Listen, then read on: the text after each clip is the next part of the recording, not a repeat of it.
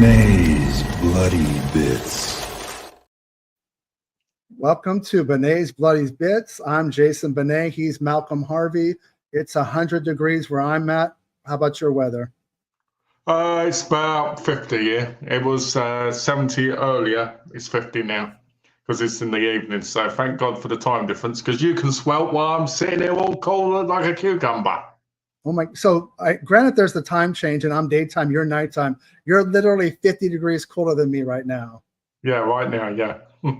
That's okay.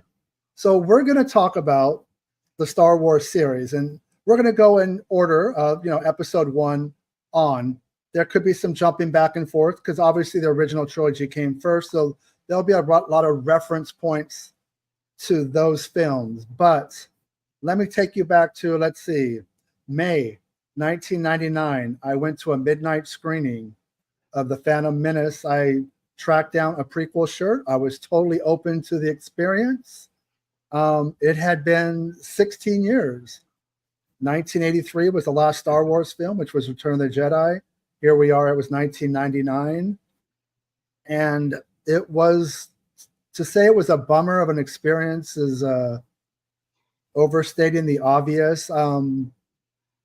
I left the theater pretty much like that wasn't a Star Wars film that I just watched. Not at all. It just, I won't go into the details yet. I just kind of want to give you my initial thoughts after seeing it, like one of the first people. When did you first see The Phantom Menace, and what were your initial kind of reactions? For me, my dad came home one day from work and he had a blank VHS tape, right?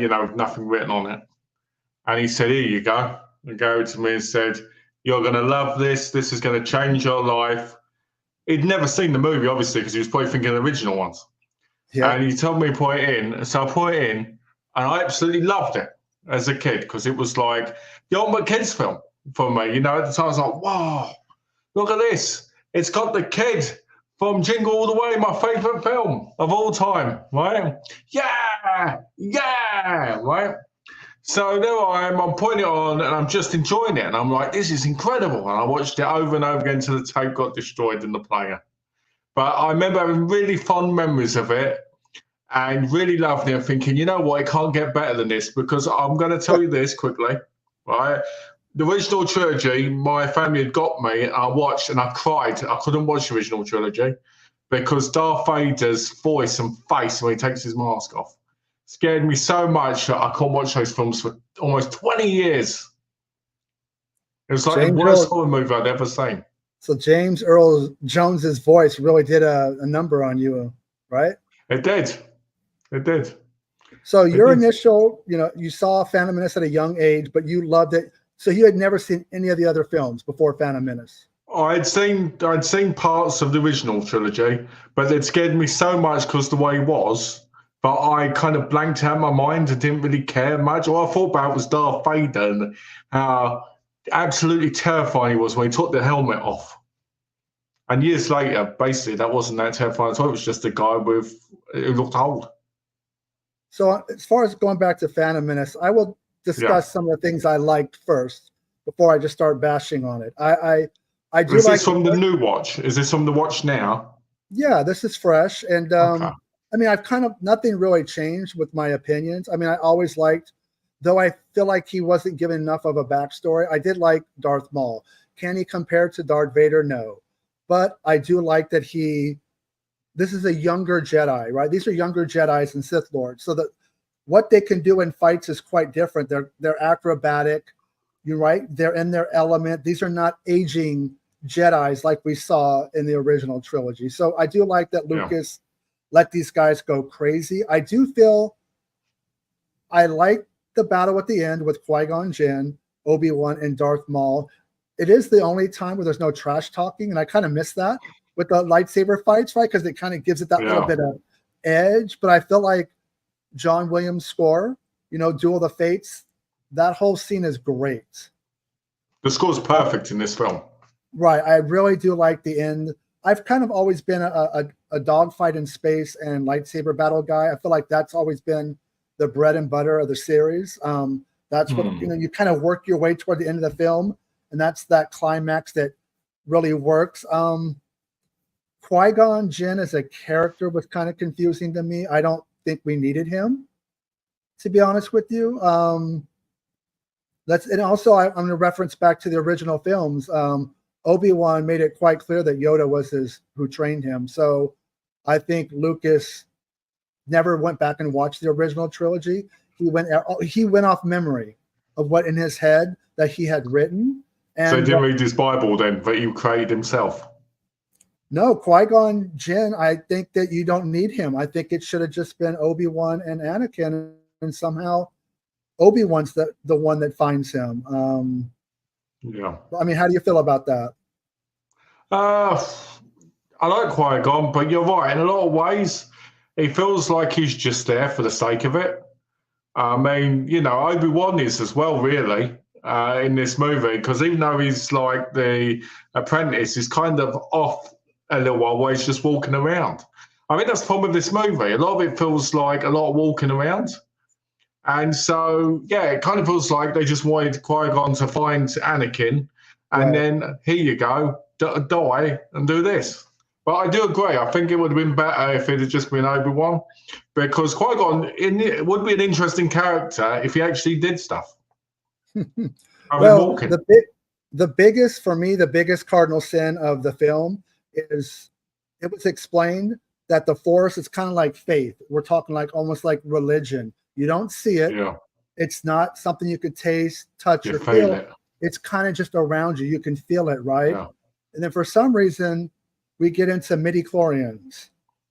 And you can actually do like a blood test. And then Qui-Gon tests Anakin's blood, and the midi-chlorian count is higher than Yoda's. It's off the roof, yeah. That's a big mistake. That's a big blunder. That, to me, you basically negate what was explained about the Force to begin with. And because look, when Qui-Gon finds Anakin, Anakin's like a Jesus Christ figure, because he asked the mother, who's the father?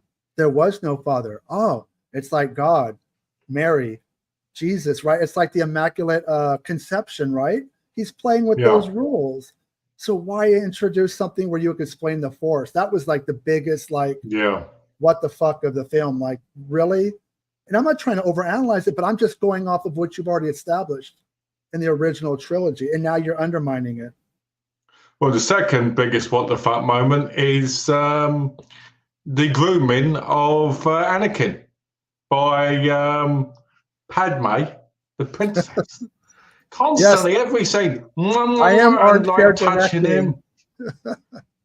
Ridiculous, And the bits where she goes, "You saved us all. You're so good," and you're like, "Oh." It just felt so bad considering when I was a kid. I was like, yay. Then that bit, I'm like, oh, she's grooming him. Look at her. What's interesting is there's Keira Knightley plays the body double bodyguard. When they switch over the outfits. Right, because which I thought was interesting. They're trying to protect her from being, assassinated. So you have your Yeah. But the fact it was Keira Knightley was interesting, considering she's quite a well-known actress now. Right. I think she was more well-known than Natalie Portman was around this time. But I do like her casting. But so anyways, that to me did not sit well. The over-explaining of the Force. I thought the whole time on Tatooine was a snooze fest. It was a snooze fest. I mean, really, the movie doesn't even actually pick up until they get off it. I thought the pod race was George Lucas kind of stroking himself. I know he's a big race car fan, and I think that thing went on way too long and kind of anticlimactic. I just felt like that whole first 30 to 45 minutes was like... But did you see the cameo in the crowd? Well, I know that Warwick Davis was there. Yeah, Warwick Davis was there. Yeah, he was Wicket, he was the Ewok in Return of the Jedi. Yep. Okay, you spotted him then. Was there somebody else in the audience that I missed? There probably is, but I didn't know. So I know it's Warwick Davis jumping up and down.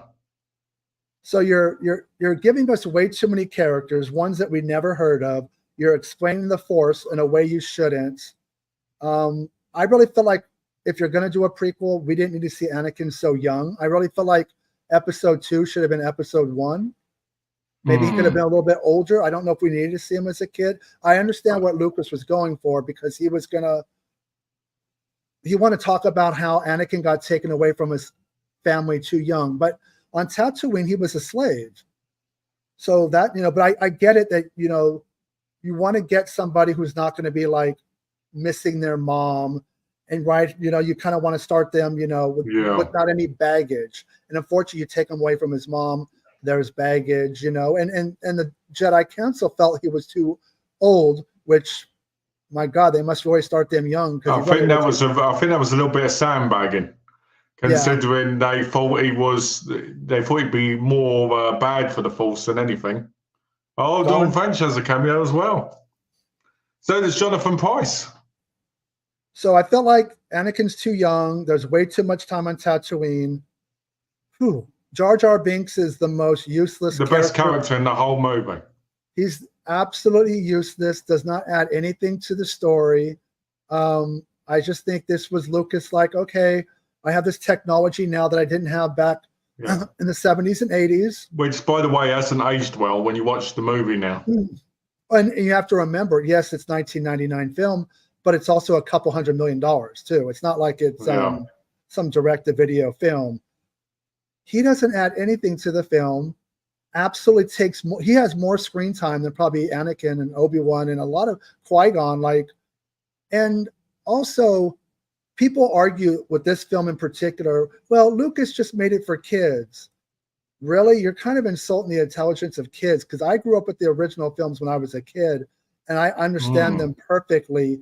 You got this guy who is just, he's just a misfit. He's just comic relief.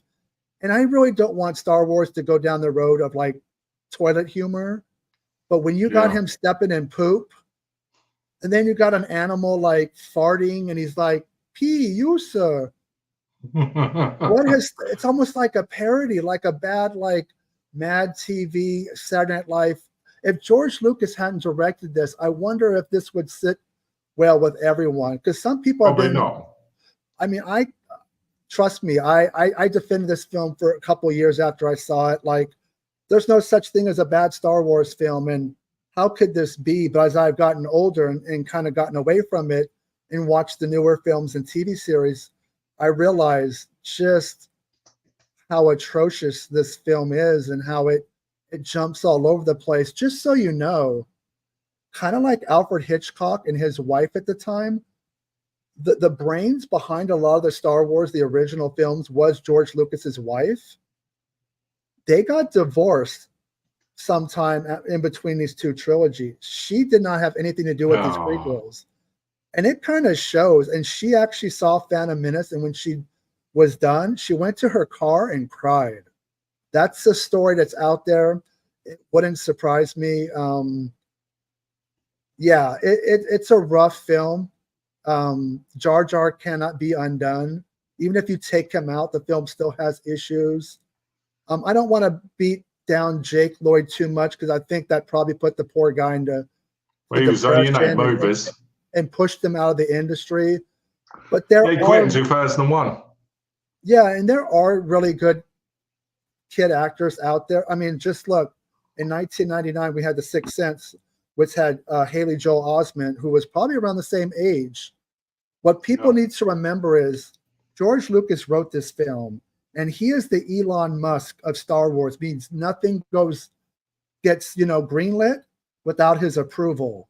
So if you want to, all this movie falls really on him as far as the casting, the special effects. I mean, don't get me wrong. I think Ewan McGregor's a good casting. Natalie Portman, Samuel L. Jackson's good, but they don't have as big of roles in this film as, the Qui-Gon, the Jake Lloyd, Jar Jar Binks.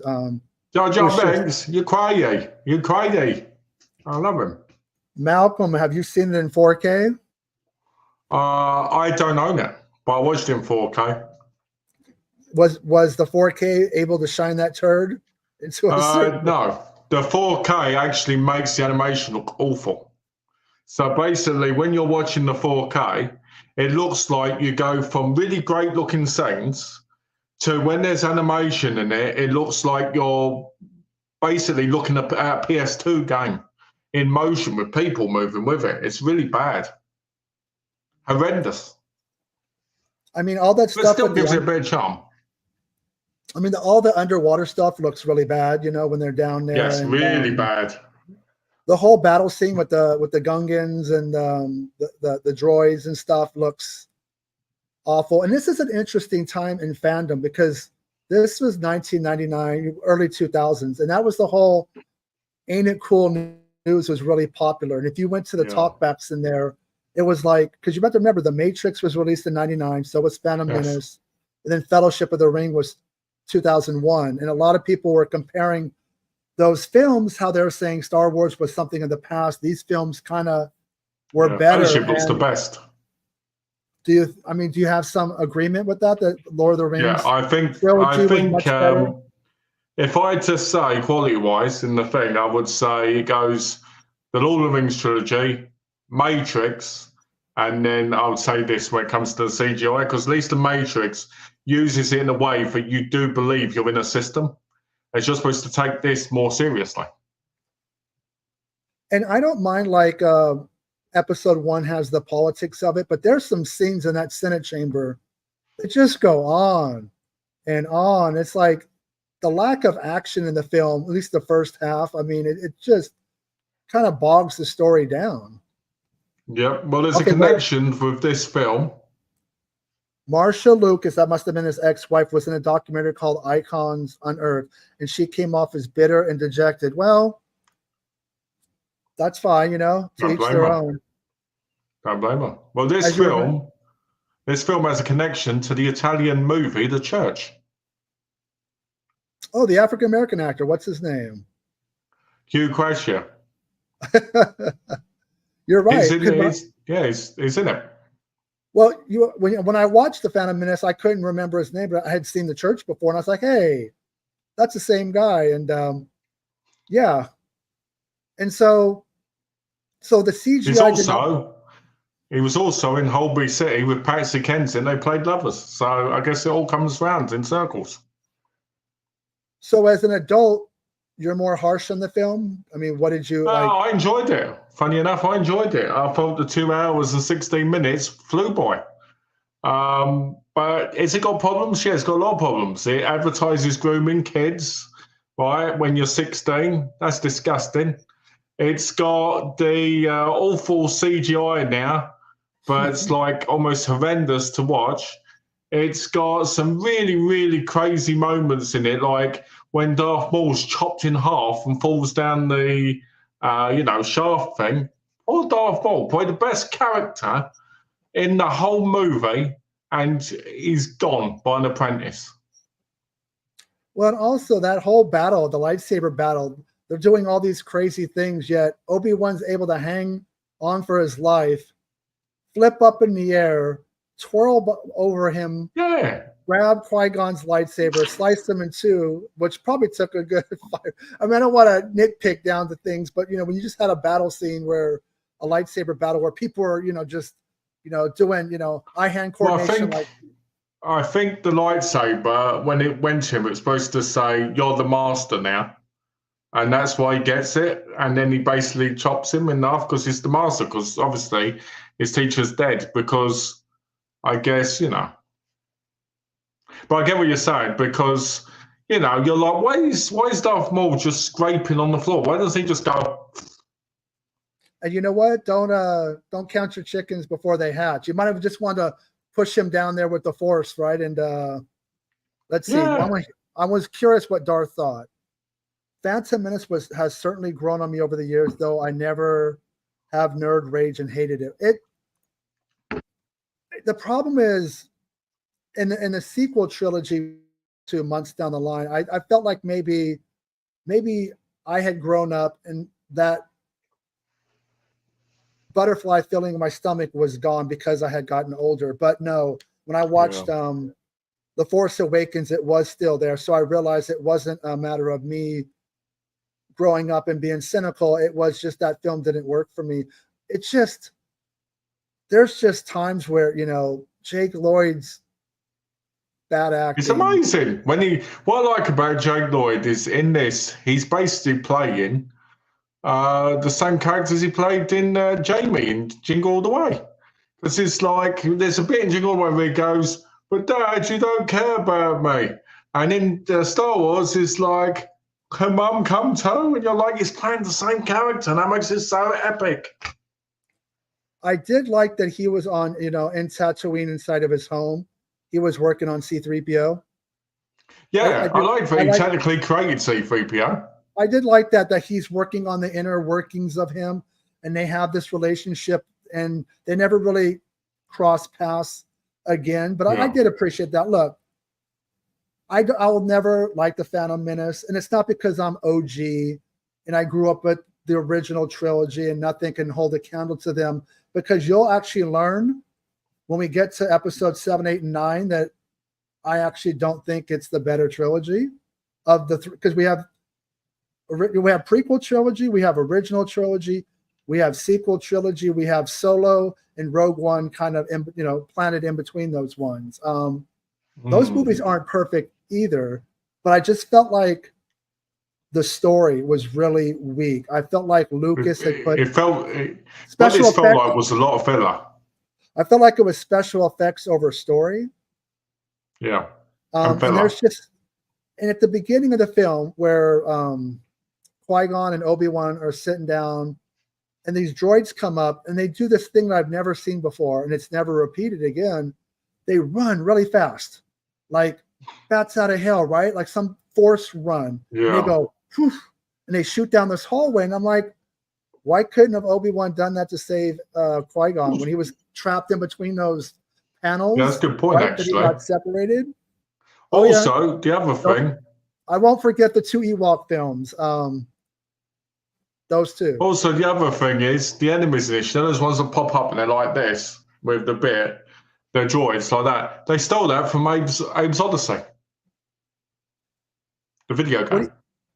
What do you think about we know that who Palpatine is, and he's the Emperor, and do you feel like that's it's kind of anticlimactic? We know what he's doing. We're just kind of seeing behind the scenes of how he's changing the political landscape and getting things to his side. Did you enjoy that? I think you're supposed to get this. I think you're supposed to get this massive thing. We're like, oh, look, he's standing there with him, but he's doing it. But in reality, you're just like, yeah, we know.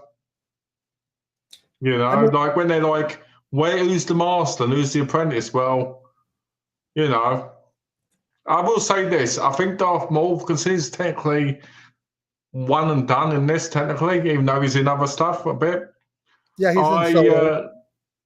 I do think they should have kept him in for all 3 of these prequel ones, because it's got such a great look. In many ways, he feels like he could have rivaled Darth Vader a little bit, if you had him in like the 3 movies kind of thing.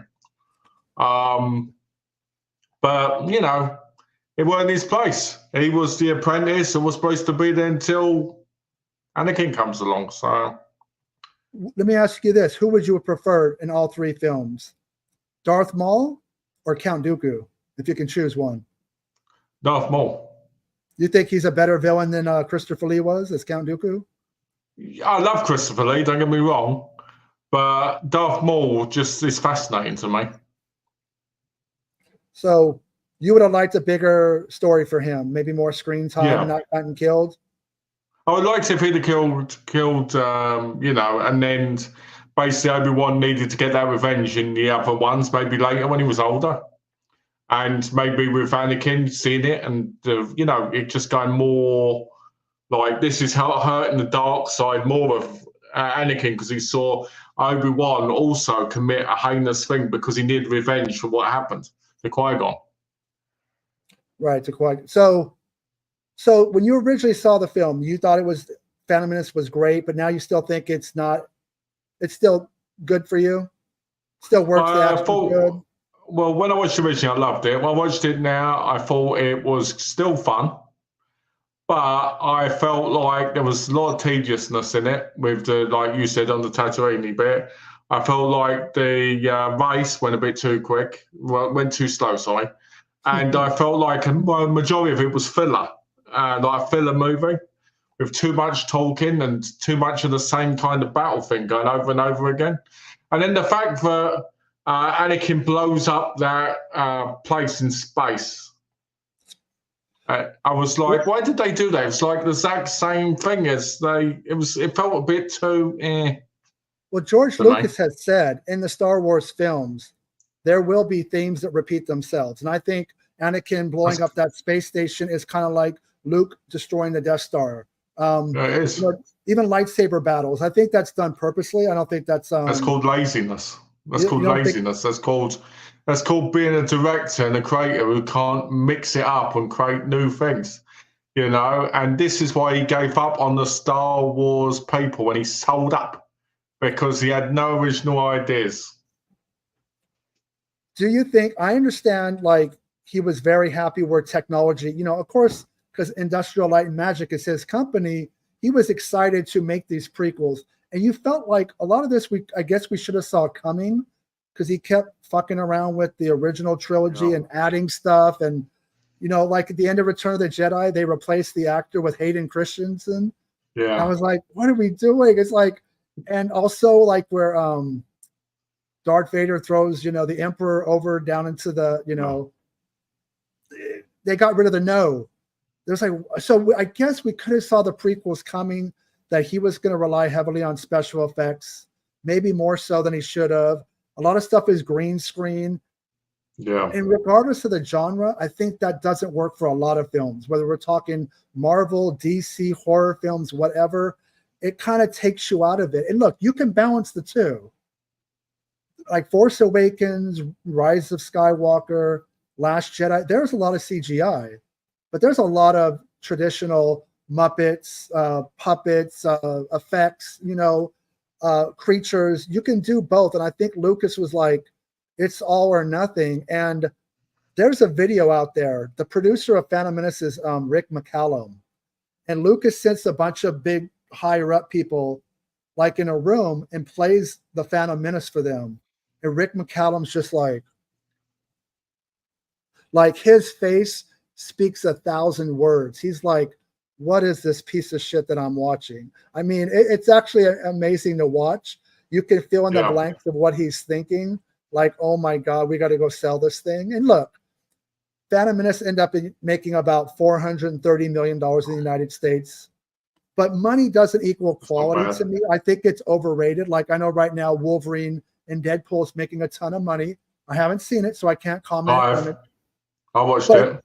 People think that money equals, that means it's the best. If you sell the most albums or you have the most downloads, that you're the best musician ever. And I really think box office is overrated to quality. What do you think? I'm going to say this. As someone who's watched Deadpool and Wolverine, I can tell you people will go and watch the most brain-numbing, boring piece of crap.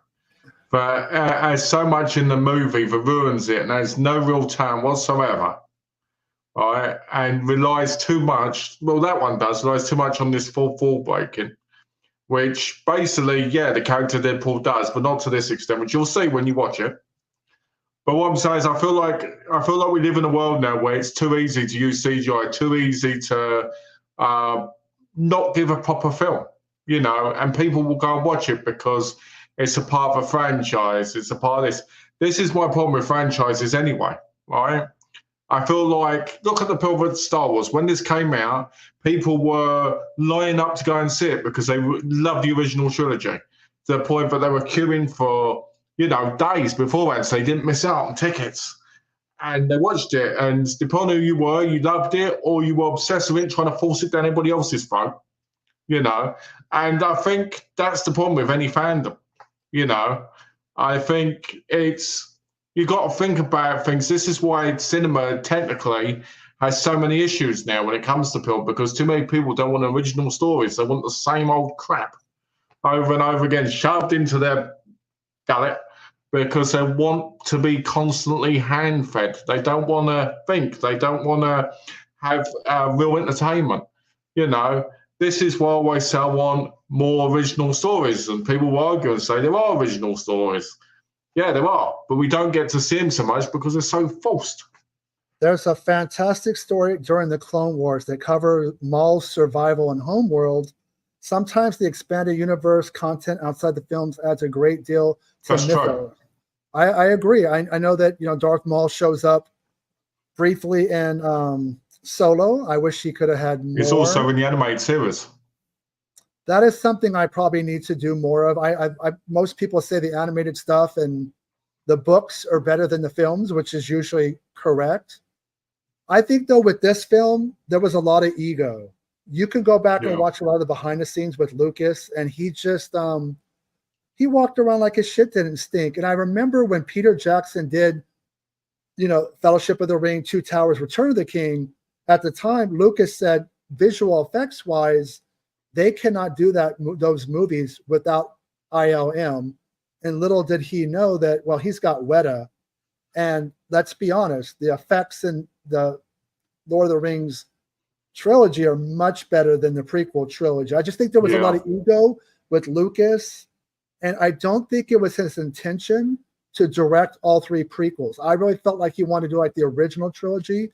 He was going to direct Phantom Menace. It was going to get well received amongst fans and critics and make its money, which it did. And he was going to pass the baton to somebody else for the next two. And I felt like he had no choice in his mind to kind of shut people up by making the next two. I really don't think he wanted to do. Well, that's the problem. When you're a talented director up there, put like Martin Scorsese, you've got to take it on yourself because someone else will ruin it. Would you have preferred Anakin to be older? Maybe episode 2? Be like a teenager? I'd have preferred it if he'd been a baby. To be honest, to start off with. Like they find the baby at the end kind of thing or something. But yeah, I've got problems with Hayden Christensen as well as thingies. So, it depends on how you are. I don't think this movie's that bad. I really don't. I don't think Jar Jar Binks is that bad either. Okay, I think Paul. He's okay. So you were joking about you want to see Anakin as a baby. What about the scene where Yoda's training all the little kids and they're literally a foot away from each other with lightsabers? There's like 8 of them. Like they're gonna just cut each other, right? They're like so close to each other. It's just in Roger Coy, if there was a comedy version of it made, they'd all be chopping each other's heads off, and you'd be like, it is a comedy version. The movie is slapstick for most of it. Jar Jar is absolute comic relief. He's amazing. You're gonna be like the comic book story guy in The Simpsons, like where he's got the Jar Jar and he goes to bed with his Jar Jar doll, like nobody loves you, but I do, Jar Jar, and go to sleep. I had a Jar Jar Binks money box when I was a kid. When episode 1 came out, I was working at Suncoast Motion Picture Company, and we had a lot of when that movie came out, we had posters, action figures. I mean, a lot of it didn't move, not just Jar Jar, but in general, a lot of it didn't move. But man, so what discounted then? The merchandising was kind of crazy, and I did pick up a few things. And look, I think I liked the film a little bit more than I did then, but I will not deny that I was extremely disappointed. I just felt like in the pit of my stomach, I just wanted that emotional impact that I wasn't getting. And I felt like when Qui-Gon got killed, I wasn't sad. I should have been sad, but I wasn't. I just felt like there's too many characters and there's too much going on to focus on, like the core group of people. But is it the worst film ever made? I felt that way when Han Solo died. I was like emotionless. I was just like, oh, he's an old man. Yeah. He wasn't going to die anyways. Yeah. So do you own Phantom Menace? Do you have it on 4K Blu-ray? What do you have? No, I don't own any of the 4Ks. I know there. I want know them. there's nothing wrong with streaming, folks. All the Star Wars films are on Disney Plus. There's nothing wrong with streaming. Physical media. Hey, I'm a physical media guy. So is Malcolm. But let me ask you this: do you think we'll ever see the original cuts, the original trilogy released, or does George Lucas have to pass away, Or do you think when he sold Lucasfilm to Disney that he kind of put somewhere that, look, I disown those films. You're going to give them a special edition, or you're not going to give them anything at all? He must have done, because otherwise they would have been released, because that would have been like a big sales thing. People would have rushed out and bought them all. They would have sold out constantly for a long time if that had happened. So I wouldn't be surprised if we sold everything but kept those. Yeah, I think that something happened, because I felt before Force Awakens came out that they would have put the original theatrical cuts back in theaters leading up to Definitely. it, right? Because Jedi goes into Force Awakens, even though there's a 30-year gap in the storyline. You felt like they would have taken advantage of that. I still think people still hold on to the VHSs and stuff because it's the original ones. I believe the Laserdisc and VHS is the last time you can get the theatrical cuts. I haven't seen those films. They were on DVD as well, weren't they? Weren't they on early DVD before they got deleted? I could be wrong. I want to say the DVDs were some sort of special edition, because DVD didn't really start till the late 90s, and he had already tinkered with the films. And I think that Darth Sidious, Darth Sidious, if you're still out there, let us know. The DVD cuts, I want to say they're special editions, but because they released two versions. There's the ones that were sold originally but went out of print, and then they re-released them again. So this year was the 25th anniversary of Phantom Menace, and they put it back in theaters. You didn't go see it? Nope. No. I didn't see it over there. I didn't see it in the thing over there at all. Oh, no announcements or anything. Okay, so it didn't show up in theaters out there. I mean, it might have done, but it might have been like in London or something like that. Not, like in the local cinema. I know there was a 3D version that was out there for a while too. I just 3D conversion. I mean, I like 3D when it's shot that way, but not the conversion. It doesn't look correct. Just a bit of information, guys. If you want to go and see a good 3D film, go and see Captain America, because Hayley Atwell's bombers bounce when she gets on the screen. Wait, Captain America? Who's bombas? La Bamba? What are La Bambas? Bombers, bombers, Okay. bombers. Hayley Atwell, who plays Agent Carter. When she walks on the screen, they bounce in the 3D. There's some katas. We got to get that Patreon started so we can talk about other things. So so obviously I'm not going to ever be a fan of Phantom Menace. You loved it as a kid. You still think it's still a good film. It's all right. The things that bother me don't seem to bother you, and that's cool. Malcolm and I did not discuss, and we're not going to talk about beforehand whether we like these films or not. We're just kind of wait till we get on video. I actually thought you were going to come to the dark side with me and not like it as much, but that's good. We're not always going to agree, but it's good that you actually liked it more than I did, because it gives two different I assure you, there are ones I despise. So okay, here we go. The theatrical cuts are available on DVD as a bonus disc, but those came out maybe 15 years ago. Oh, so they were available. The reason I know that is because I've watched people pick them up at garage sales and say these go for a mint. In America. Crazy. So we're going to try to do these, spread them out maybe once a month. We're in August, so sometime in September we will return with 2002's Attack of the Clones. Ooh. That's without saying too much, I saw pretty much. Here's the ironic thing: I saw every Star Wars film in theaters except for A New Hope. I don't know why. For some reason, in '77, my brothers went to like a midnight screening, and I didn't get to go. I understand I was really young and it was midnight, but for whatever reason, I didn't follow up. And I don't know, the next day or 2 days later, I could have went to a matinee or something. So I didn't catch that one till cable. But I've seen all the other ones in theaters, some multiple times. I think Empire Strikes Back, I probably saw the most. It's just we saw that thing at least 4 or 5 times. But Attack of the Clones, I don't think I saw it until I got on DVD. I keep forgetting that you're younger, man. So a lot of these things were, I grew up in the era of kind of like Stranger Things. Pre-digital, pre-internet. I mean, just so people know that when you watch the TV shows and movies and show kids on bikes and running around. And the only way you could really gossip or talk trash on people was in person. That's actually how it was. Like, that's why you're so good at it. So that's why you're so good at it when we get together, because you're like, oh, look, we're in person.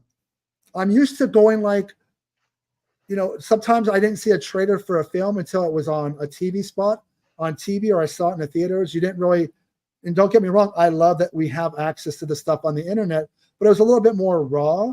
So you would get out of a movie and then you would go run to your friends in the neighborhood and you would talk, and you wouldn't always agree, but it allowed people to actually have conversations, where now we're yelling behind avatars and screen names and trash talking on Twitter. When I was a kid, it was getting to the end of that, because I remember TV spots and trailers like for The Matrix being on TV, right? And like Revolutions and Reloaded, I remember that. And then none of that whatsoever as soon as YouTube and that came around, you know? And the thing that's always going to me is I hate looking at trailers. I absolutely despise it, especially nowadays, because I feel like trailers always show you a part of the ending of a film somewhere in the trailer. And I hate that. I really do. Even if you don't know that's the ending, I hate it. Well, as a kid or maybe even a teenager, it goes right over your head. But as an adult, you try not to overanalyze, but you watch a trailer, and you're like, oh, crap, I think I figured out the ending when I wasn't trying to, because they showed too much. You know what I mean? But yeah, I know what you mean. I do. Yeah, so the original trilogy for me was kind of the era of you left the theaters, you went to your friends in the neighborhood. Like that whole thing with, you know, Luke, I'm your father. You didn't know about that until you saw the film, or unless one of your friends opened their big mouth and said it. So it was a different time, but don't get me wrong. The old days had some good stuff. So does this digital era, the fact that we can do StreamYards and talk about stuff, and you know, we're on different continents, and you know, or different countries, not continents, but you know what I'm saying? You're over in England, I'm in United States, and you know, we can talk, and we have people that can come in here and chime in from everywhere. So don't get me wrong, while I miss a lot of the old days, what we have now is pretty amazing, and I don't take it for granted. Well, you know, for me, when I was a kid, I remember watching things like Harriet the Spy and Mulan and the Tarzan anime movie, and going to school, you know. And I didn't have friends in school when I was really young, not really. So I'd sit there in the playground on my own, pretending I was Tarzan, you know, stuff like that. Yeah, exactly. I'm like, trying to climb the tree and falling off. But you know, the only time I got to do that really was if I saw like my cousin, who was like, you know, 8 months younger than me, and we would talk about it, because we used to go and see Harry Potter together when he came down from Milton Keynes, which was quite a while away, when he visited my grandma. So we went and saw the Harry Potters together, like the first 4 with her, and then she passed away, so we did see the rest of them in the cinema. But what I'm saying is, I didn't have that same kind of experience. For me, when I was younger, most of the time it was like, oh, you know what? My mum would be like, let's wait for it to come out on VHS. Let's wait for this. Let's, you know.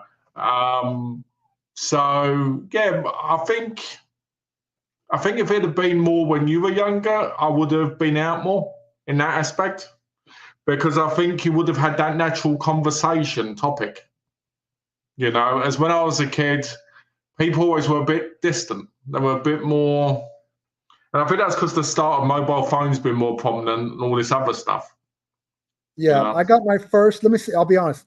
My first computer, which was a hand-me-down from my brother, was 2000. My first cell phone was 2001. So I was a little bit late to the game, because computers had been around for a while at that point. But literally, I immediately found Ain't It Cool News, thought that was the greatest thing ever, that there was this. And I only commented like one time. That whole feedback comment section was so weird, throwing jabs at each other over stuff. And literally, it was the early days was Star Wars, The Lord of the Rings, and Matrix. And I do remember, I don't know the context of how it was presented, but they showed Peter Jackson with some of the cast of, probably all 3 were shot back to back to back. And somebody, like one of the cast members says, this was going to be bigger than Star Wars. and the whole Star Wars community lost their shit. Ironically, it was bigger because Return of the King won like, I don't know, 7 or 8 Oscars and won Best Picture. And don't get me wrong. And here's the ironic thing is the Hobbit prequel, whatever trilogy, kind of suffered the same thing as the Star Wars prequels, where a lot of Peter Jackson did was a lot of special effects, and the movie did not even look real. So it's kind of like George Lucas Part 2 when he did the Hobbit films, because they look. I never even watched them because I saw the trailers in the theaters, and I was like, "This looks like, I don't know, is it 12K, 16K?" Everybody looked like wax figures, and I bought them all for Donna because she was a big fan. She loved them, but I tried watching the first one and turned it off because it was so bad. Yeah, I mean, I need to go back and watch them. They're through Warner Brothers, so I could probably get it on streaming or something. I mean, maybe I'll like them, but I love that original Fellowship of the Ring, Two Towers, Return of the King, and these ones I was like, I felt like it was done. It was a great trilogy. We didn't need to go back. And I felt like they were just milking a dead cow and making money, which they did. But Phantom Menace. So on a scale of 1 to 10, where do you rank the Phantom Menace? I'll give it 5 lightsabers. 5 lightsabers. I'm going to give it, out of 10 lightsabers, 2 lightsabers. The movie, I have to be honest. And look, what I'm saying is an opinion. What Malcolm is saying is opinion. We don't all have to agree. We could have been 2 people that came on here and hated it, or 2 people that loved it. That's what's great about, your ability to have an opinion. Bene's been nice here. If you don't agree with us and we don't agree with you, too fucking bad, all right? That's how it is, People don't like things. It's fine. People like them, people don't. And we've actually had a lot of people in the chat today. If you could like, share, and subscribe to our channel, it makes a huge difference. Trust me. YouTube is this just strange thing. And again, I will reiterate this. I'm not in it for money. I'm just here to have fun. I'm fairly new to this. I wanted to mix it up. I'm happy we're talking science fiction. We've talked comedies recently. We're going to continue to do that. And horror's not going anywhere. It's always going to be like the anchor of the channel. But I feel like this is kind of exciting because it's like with horror or any genre that you love, you watch it a lot, then you need to take a break. Not just in like YouTube videos, but just in my like home video collection. Sometimes I'll just stop watching horror for 2 weeks, watch some other things, and then I miss it. I need to miss it, right? Then it's like coming back home. I come back home. You need to start watching stuff like this. I can't see it. Oh, what did I see? Some beautiful Asian girl. That looks like something Malcolm would watch. It's called Man, Woman, and the Wall. Why does it do this? It's you have to get rid of the green screen, or you're not going to see anything. Get rid of your fake ass background and put. This is bullshit, isn't it? There you go. There we go. We watch more stuff like this. Okay, so Saturday night I watched A Chinese Torture Story 1 and 2. Oh, finally, we're going to hear what you've got to say about it. 1 was better than 2, but I enjoyed them both. But the first film, first of all, I couldn't help but thinking about you watching these films because nothing but beautiful Asian actresses. And the first film, I've seen the clip before, like on a Giphy or something. Yeah. When there's a sex scene a la Crouching Tiger, Hidden Dragon, where people are flying in the air and going boom, boom. And I was like, this movie is bonkers, outrageous, cat 3, category 3 films that were, the first film is it's torturous, but when it's not, it's a sex comedy. Yeah. I watched it going, this is a sex comedy. Even the trailer plays it straight. And I watched the trailer after I watched the film. This movie is hilarious. The guy with the big dong that flies around and the sex in the air. I was like, what the hell what were these people smoking? The bald guy and all the sex scenes with the woman. Yeah. His name is Elvis, and he's in tons of Category 3 films. Well, Elvis is using his pelvis because, boy, that was but totally fun and just totally like the torture stuff happens and it's a little bit hard to watch. It's not so bad when they're smacking her in the butt and in the back. You're like, it's acceptable. Let me ask you this: is that somewhere in the culture, or did Takashi Miike copy it for Imprint? But I know Imprint was a book because there are scenes where fingernails get ripped off, and then also that was real torture. That's real torture from back in the time. Sharp instruments under the fingernail. Yeah, like bamboo sticks and stuff used to be put under as torture. So they were done in Imprint. Yeah, it's real torture. Okay, so that's part of the culture, which is why it was in that film as well as Imprint, which was based off of book.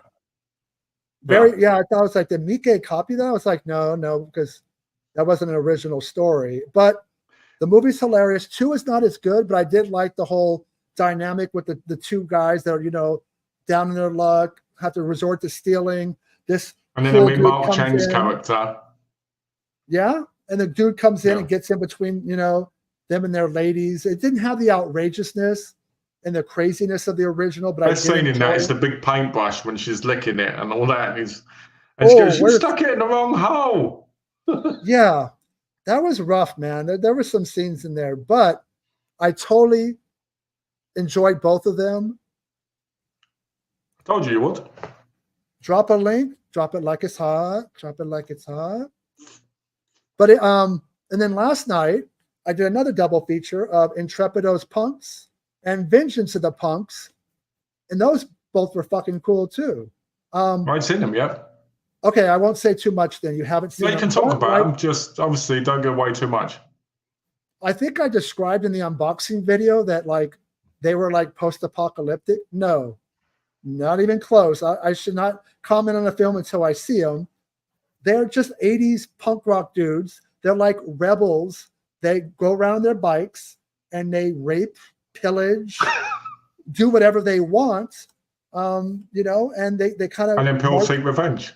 They march to their own beats. I don't want to say too much about the sequel because it kind of gives away what happens at the end of 1. But like the Chinese torture story films, lots of nudity, lots of beautiful women. Unfortunately, a couple of them, they're implants, so not as good as the Asian girls, but 2 outrageous double features that epitomize what's great about Vinegar Syndrome. All I have left of that subscriber month is Reptilicus on 4K. I'll watch that this weekend. But yeah, hey, 2 great double features. You're going to get the Intrepido's Punk song stuck in your head because they play it like the Night Train to Terror one, right? But it's a good song. And they play it every time they get on the road in their bikes, which is quite often. Intrepido's Punks, and they just play it, and now it's stuck in my head again. Did you watch 8 Eyes yet? I enjoyed it. A little bit because I'm a little biased because I do like Emily Sweet, but half of it, I didn't like it that much. But the second half, the story don't make a whole lot of sense, but the visuals, the last half of the movie kind of reminded me of the family dinner scene in Texas Chainsaw Massacre. Yeah. And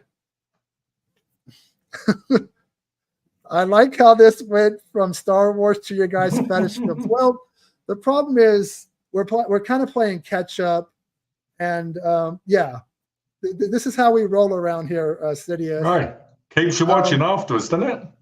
And I got to admit, the actor that was naked in 8 Eyes. If you ever felt insecure about your guy, your tool downstairs, this guy will make you feel like Peter North because, oh my God, he's unattractive. Not that I want to see guys, but if you're going to see guys, right? This guy and his willy, woo, if you want to call it a willy, it's terrible. But no, I did enjoy. The thing is, I like the first half of the movie, even though it's kind of slow. You're getting that atmosphere, right? And I like it. And I like that grindhouse kind of feel. You start off slow with these moments that are kind of getting there. But once it gets to the house with the guy with the tiny wiener and the other guy You know, you just sit there going, what the hell's going on? And you're like, how can they think she's still asleep and all this stuff? And, you know, and it was entertaining. It's far from a bad film, right? But it does feel like it loses steam, kind of like at that point. That kind of look in that country, this kind of Serbian film looking, it had that dirty, gritty, you know, yucky kind of feel. But I did like the second half. The movie doesn't make a lot of sense. I did kind of like the eye scene. It kind of looks like my glasses with my monitor. I end up looking like the girl in the Boogeyman, right? Where her one eye kind of lights up. I did like it. It kind of felt like Eurotrash by way of Texas Chainsaw Massacre, just in the dinner table and the wacky family members and stuff. I'm glad I bought it. I enjoyed it more than you did. You know, I don't know if I'm going to pick up every, you know, original picture from Vinegar Syndrome, but I did enjoy bought that one anyway, Family Suite anyway, didn't you? Because of the interview and that. Yeah, the interview, I think I could have done better. Actually, I did do better. If you watch my video, and I'll put a link to it right here above my finger when I repost this. My interview with Emily Sweet, I think mine was just as good, if not better. It's I did watch the extras because as journalists or whatever you like, or even YouTubers, you're competitive. You watch what other people do, and just to kind of see where you fall in the big scheme of things. But and you think you did better? I think I did do better. If any boutique labels are out there, I'm all up for doing audio commentaries and interviews. I think I would be good at it. I think Malcolm would be good at it. I think we'd be great as a combo on an audio commentary for some films out there. I think because we know when to be serious, we know when to have fun. If I'm going to listen to two people yap for 90 minutes, if it's boring, I'm turning it off. You can have all the information in the world, but if you bore me to tears, I'm fucking not watching it. So that's what the Fatal Games commentary was like. Bored me. Next Monday, we're going to be back. We're going to go look at. We already did our favorite horror films of the 90s. We're going to do our favorite horror films from the 2000s. So from 2000 to 2009, my 5 favorite films, Malcolm's 5 favorite films. I will say that one of our 5 are the same. We share one of them. Yeah, I won't say which one until next week, but one of our favorites, we share one, which is kind of cool. Nice. But again, thank you everybody for watching. Thank you, Darth Sidious, for being such an active. Remember to tell people we're going to be later. Yeah, I wish more people would have got involved, but you know what? There's nothing wrong with just viewing, but don't be shy. We'll never put you on blast or on the spot. If anything, we'll interact with your comments because I think that's something cool that people should do. But we'll be here later next week, guys. An hour later, right? It's going to be a little bit later next week. I will post probably the thumbnail for the live video probably the next day or two, just to get it out there so people can plan ahead of time. But thank you for joining us to talk about Star Wars Episode 1, The Phantom Menace. We will be back next month with Star Wars Episode 2, Attack of the Clones. And until then, take care, everybody. Take care, guys.